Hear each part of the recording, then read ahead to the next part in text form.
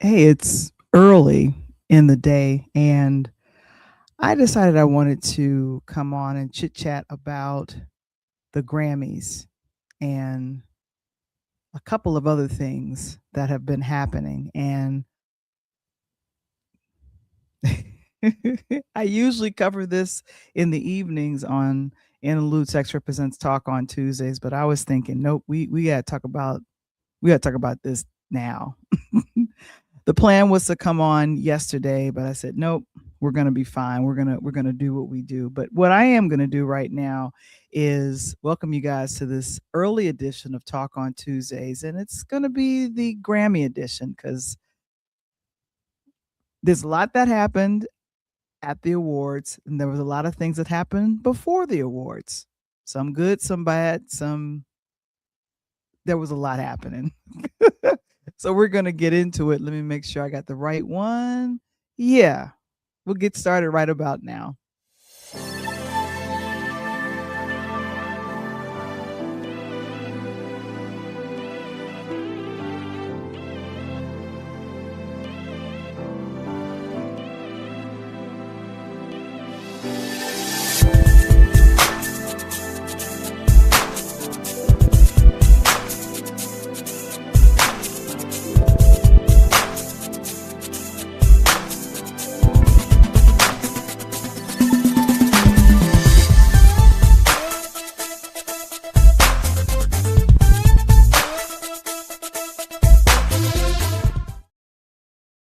All right, I'm gonna cut right to the chase because I got a chance to watch the 68th annual Grammy Awards, and I was real happy to catch it.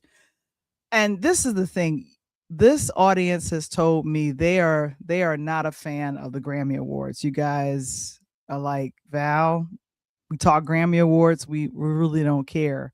But I watch and I have a good time. And the one thing that was troubling me, and before I get into that, was the four journalists that were arrested, and some have been released over the weekend because of their protesting in Minneapolis.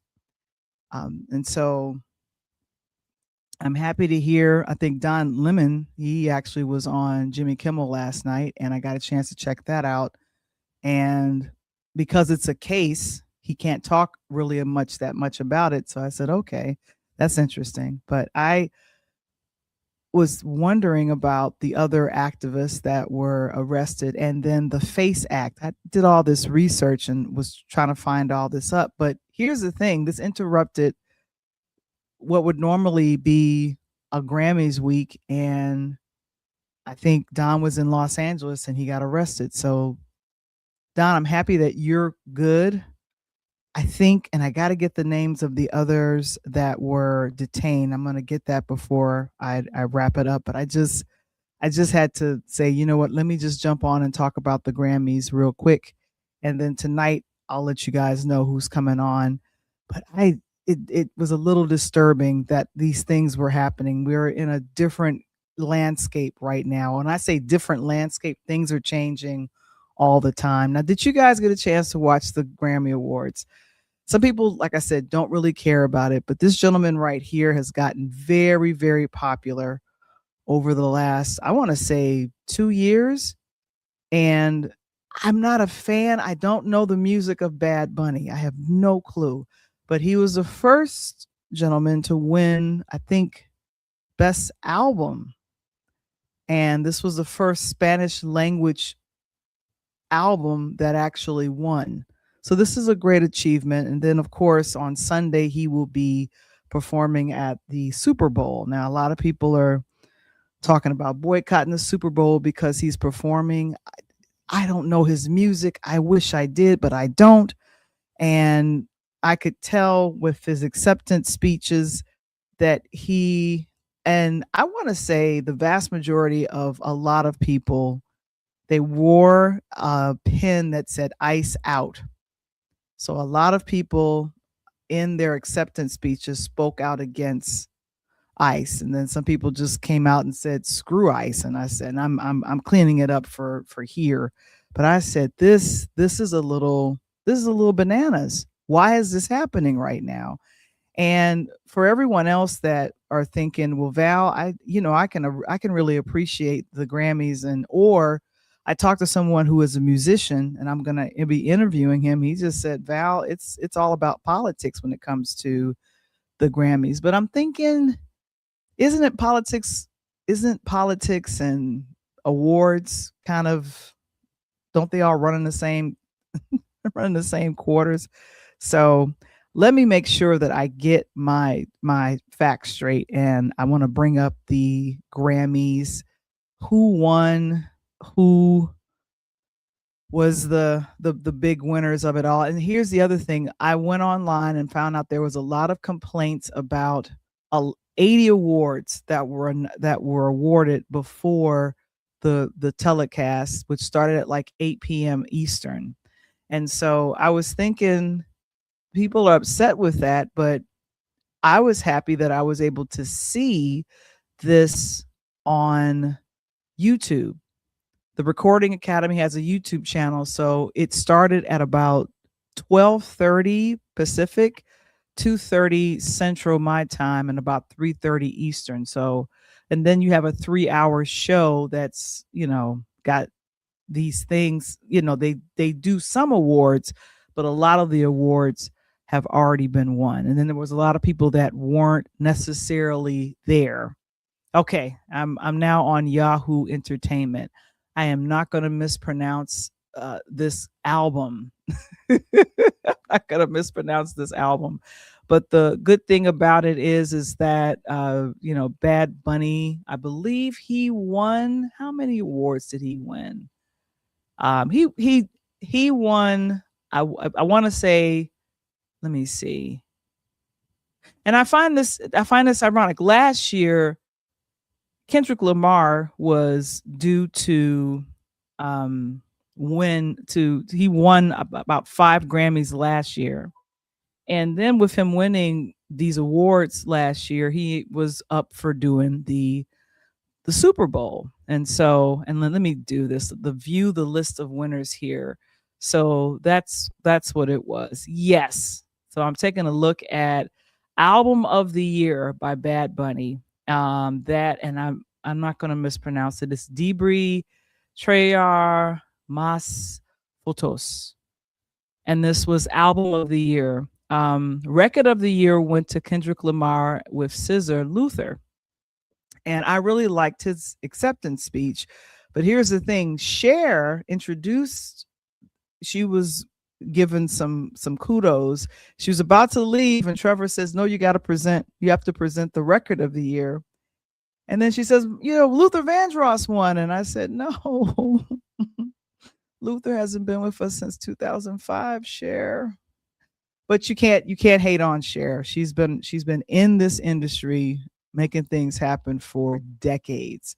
So to hear kind of Kendrick and then a lot of the producers that were a part of the record as well as producing the album.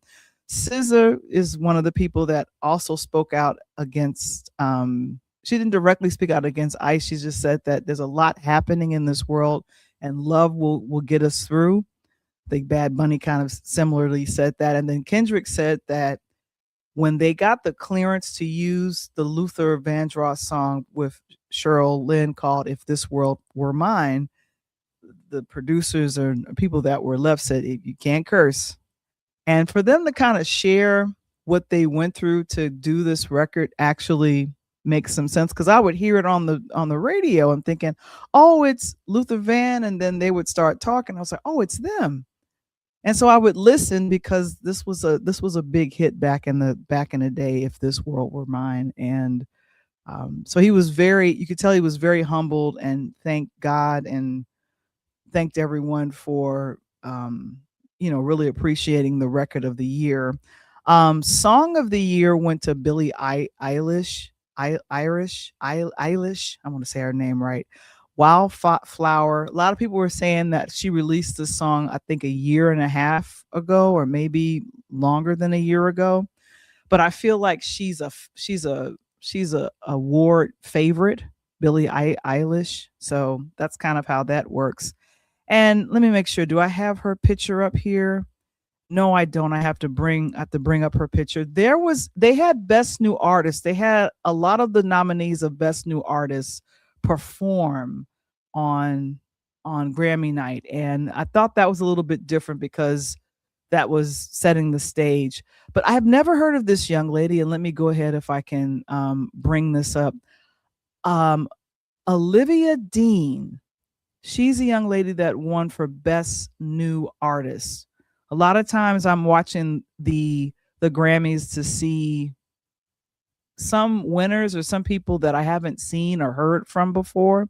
The other people that performed that were also there was Allison Ray, the Marias, Leon Thomas, who we'll talk about just a snitch bit later, Sumber, and Cat's Eye, and Alex Warren and Lola Young. So these were all of the folks that were nominated for best new artist. But Olivia Dean, the young lady you see right there, she's the one who won that out. Which is, here's the thing: you win these awards, but ultimately you want people to stream or download your music so you can make money or to come to your concerts. I think that's how people make their money. You come to the concert, you download and you pay for their music. I think that's still how that works. So congratulations to all of the winners. And let me see who else won. Lady Gaga was there. She won for Mayhem. I didn't even know she released anything. People online were talking about, oh, Miley Cyrus didn't stand up for Lady Gaga when she won. We don't know what was going on. Everyone likes to start mess. Don't do that. Don't put the women against each other. Best pop vocal album went to Lady Gaga, and also let's see who else. I like this. This was an award that happened off screen, and I'm going through some of the list here. Best pop dual group performance was Cynthia Erivo and Ariana Grande for Defying Gravity. I'm happy that they won in the Grammy arena because they were shut out of the Oscars. I don't know what happened, but they were shut out of the Oscars. My thing is, if you don't watch, if you don't care about the awards, I get it. But for some reason, I am wired to want to know. I'm just curious. I'm just curious to find out what all that's about. So yeah. Oh my gosh. And then also, I think one more that I'll mention for winners. The very first award that was awarded was Best Rap Album. And that ended up going to Kendrick Lamar for Gen X. That's what he won for. And let me see if I can bring up, because I was taking a lot of pictures and I see a lot of the things that I downloaded did not come through, but I definitely want to make sure that I bring these up, because I just was thinking, I said, he's definitely had a really good solid year. Oh, and let me see if I can bring this up here. Yeah, I think I can. I'm going to go to, let's go to, I was talking about Kendrick Lamar. Also, the Impact Award, that's named after Dr. Dre. And I'm going to go ahead and show this. Dr. Dre, there's been an award named after him, which has been interesting. And so this year it's Pharrell Williams who won for this. This was really a good time and really a good thing. I believe, why is her name not coming to me right now? Country superstar. She did one of the tributes to a lot of the people who had passed on during this time, and I was really happy to see that they recognized Malcolm Jamal Warner, who actually won a Grammy, I want to say back in 2011, 2012, with the release of he did spoken word on Robert Glasper's song, Rebe McEntire. I knew her name would come to me. McEntire kind of started with the dedications. Chuck Mangione was someone that I was a big fan of back in the day, and just kind of that jazz thing. The other dedication was to kind of rock, and I understand they want to cover everything with this. Post Malone and several other musicians slash they did a nice dedication to Black Sabbath, and I think that was Ozzy Osbourne. My friend Princess is a huge fan of rock music, and she's the one that kind of let me in on, this is what I love, and this is kind of the Osbourne family. And they were very emotional when Post Malone was performing, and then other musicians showed behind them. Jelly Bean Johnson, a lot of people forget who he is. He was a part of The Time, was touring up until his death. He was touring with The Time up until his death because that's how much he loved it. Just the Minneapolis sound, just really exciting. But the thing that I loved, the coverage of what happened with D'Angelo's passing happened last year, along with, and we covered this in with the talk on Tuesdays. It was I think Roberta Flack, Roy Ayers, Dwayne Wiggins, Angie Stone, and I think D'Angelo was later in the year. So Lauryn Hill just pretty much took over, and she kind of held center stage and organized the whole dedication to D'Angelo, and then also Roberta Flack, because Roberta Flack, we lost her around this time last year. And so she acknowledged, I think that's Raphael Sadiq. So of course he wants to represent. He worked with D'Angelo and wrote one of his biggest hits, co-wrote one of his biggest hits, Lady. And it was just, I love that the shape of that guitar. That's just phenomenal. And newer artists came to show dedication. So with these dark glasses and this poofy dress, Lauryn Hill just kind of was like, okay, and this person is coming. Okay, and this person is coming. And she was just bringing people to the stage. It was organized, believe you me. This gentleman right here, Bilal, sang Untitled, How Does It Feel? It's the song that I feel like D'Angelo was inspired to write, that Prince came up with. And when I heard him, I was thinking and D'Angelo is probably thinking, thank you so very much for blessing putting your vocals on my song. I thank you so very much for that. He did a really good job with that as well. Just really kind of feeling it. Jennifer Hudson in the audience, just kind of vibing with it. And John Baptiste, formerly of The Late Show, and of course a Grammy winner himself, just it seemed like everyone was really inspired by this. And then of course she shifted gears and started to sing The First Time I Saw Your Face. And she actually performed that in New York at the funeral of Roberta Flack, and people got very emotional. Roberta Flack is a singer. She's a former teacher who decided to pursue music full time, and so this was she's given us some of the biggest hits. And one of her collaborations often was with Donny Hathaway, which is really good. October London, gentleman that I just recently became familiar with, did a great job in singing some of his things. That's Marcus Miller, who worked with Luther and many other musicians. And I think Layla Hathaway, you bring everybody. She organized this so well.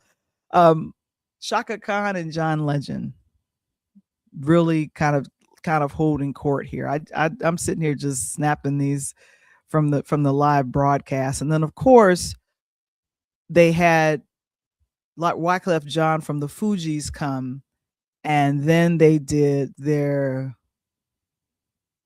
you know, oh gosh, what is the name of that song? It fell out of my head that quick. Killing Me Softly.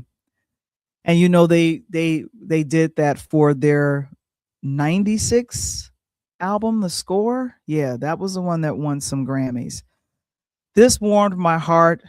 I was thinking, oh, they're probably not going to sing any songs from Angie Stone, but they did show her in the background. And then, of course, Dwayne Wiggins, and respect, his brother was there, Raphael. So that was beautiful. And then, of course, John Forte, who just recently passed, who was a part of the Fugees and a producer.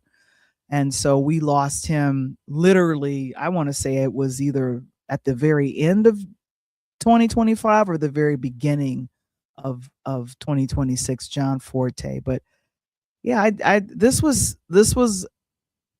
to me, that was really good to kind of see that. And there's Cher doing her thing. And this was the record of the year, Luther, which ended up winning. And what was funny is that Kendrick Lamar and his producers, they just laughed. They were like, we know she didn't mean Luther Vandross. So that was really good. SZA, like I said, I think this was her parents. They were in the audience just kind of hanging out. And so she thanks everyone for supporting the record. And then, of course, Kendrick goes into the story about what happened and how they got clearance, and it was a good thing. So I just thought that was really a fun situation. So that's kind of my Grammy coverage. Trevor Noah did an excellent job. It's his last year hosting, and I just a little sad that he's not going to be back, but that's okay. And the Grammys was with CBS for 53, 54 years. So now they're going to ABC. The contract was up, and this was Trevor Noah's sixth time hosting the Grammys. So congratulations. I'm glad he got a chance to do that. What really prompted me to do this early edition, along with kind of covering a little bit with the Grammys, was to really talk about Sherri Shepherd. She's one of my favorites in the talk show space. And I think toward the end of the evening, I found out that Sherri is going to be canceled after 4 seasons. Her last shows will be happening either this spring or later on in the summer. And so Sherri has been, I don't know, she's just been so encouraging. It was good to see her go from, during the pandemic, her and Kim Whitley starting their platform called Two Funny Mamas. And then she was the guest host for Wendy Williams. And then she took over that space. People literally voted for her to take over. And for 4 seasons, she's been doing a great job. You guys let me know if you think, is this cancellation, do you think it's justified? Kelly Clarkson is going to be ending her show, but it's going to be on her terms because the father of her children, her former husband, I think he passed away, unfortunately. So she wants to spend time with her children, which is really, really good. She wants to spend time with her kids. And so I think that's a good thing that Kelly wants to spend time with her kids. But I'm going to personally miss Sherri. Sherri and I share the same birth date. So I am extremely biased. She is, yes, I am extremely biased when it comes to Sherri. So I just wanted to wish her. Now, here's the thing. I want to see a show. So that means I need to go to New York and see a show. That's what I need to do. If you guys could let me know if you all are fans of the Sherri Shepherd show, let me know. But they said that the talk show space is changing. And along with that change, the Breakfast Club is on Netflix. Did you see that? If you have a Netflix account, or if you having fun with someone else's account, did you see that the Breakfast Club is on Netflix? So People want their talk shows not just during the daytime. They want it at any time that they could take a break to watch it. But I believe that Sherri is done probably with regular television. She will probably reemerge in the same way that Don Lemon did, online on her own YouTube channel, and just drawing in those big fans, which is really good. So that's really cool. I want to make sure that I promote what's happening tonight, because one of the reasons why I didn't talk about all of this at my usual regular time is because we are going to have a guest on this evening. His name is Alvin Daniels, Malcolm Daniels. He is a friend to the show. He was on when my former collaborator was on. And now Coach Tony and I think Coach Tony is going to be able to come. I'm excited because Coach was without power for a week. Coach Tony was without power for 1 week. And so I had to replay some of his shows over the last 2 weeks. But I think tonight he says, Val, send me the information. I'd love to virtually meet Alvin Daniels. And he is an independent filmmaker based here in Chicago. And his brand is Preacher's Kids, the untold stories. He's going to be making that into an animation, which is great. So I think this is a fun time. And so we're gonna catch up with him and find out the newer film that he has coming out about golf great Jim Dent. And I believe Jim Dent unfortunately passed away last year. And so he is going to be releasing this documentary in selected Chicago theaters over this month. And then, of course, it is also Black History Month. So I really hope that you guys are kind of enjoying kind of the things that are happening with Black History Month, and in conjunction with the having a filmmaker on, I was like, well, who in Black history could I mention? And then Spike Lee was in my mind. I'm like, I could do Spike Lee. I could talk about him. But I recently did something on Oscar Micheaux. I don't know if you guys know who he is, but he is a filmmaker that worked very hard against the Hollywood landscape. He did silent films and started here in the Illinois area, but then he worked, I believe, as a Pullman porter to pay for some things, and then he worked and did his own thing, and was they called him kind of the king of the silent films. He was born in the late 1800s, and Oscar Micheaux is someone that I wanted to recognize for Black History Month. And so, since I talk entertainment, I talk filmmaking, I always want to make sure that I honor the people that have blazed the trail for folks like myself and for other dynamic filmmakers, Ava DuVernay, Ryan Coogler, Spike Lee.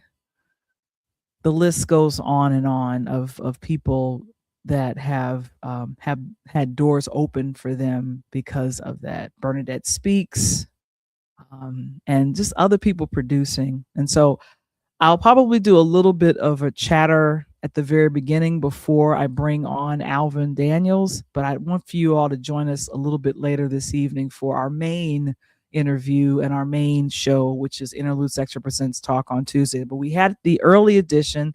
I'm going to wrap up, but I am grateful that you guys were able to join me on this afternoon, just kind of, gathering this information. I said, I want to share about the Grammy Awards, but I know some people care and some people don't, but I've been watching the Grammys since Michael won like 8 back in the 80s. So I've been fascinated with that, but didn't quite understand all of the politics and things that happened before then, but we're going to make it. We're going to make it.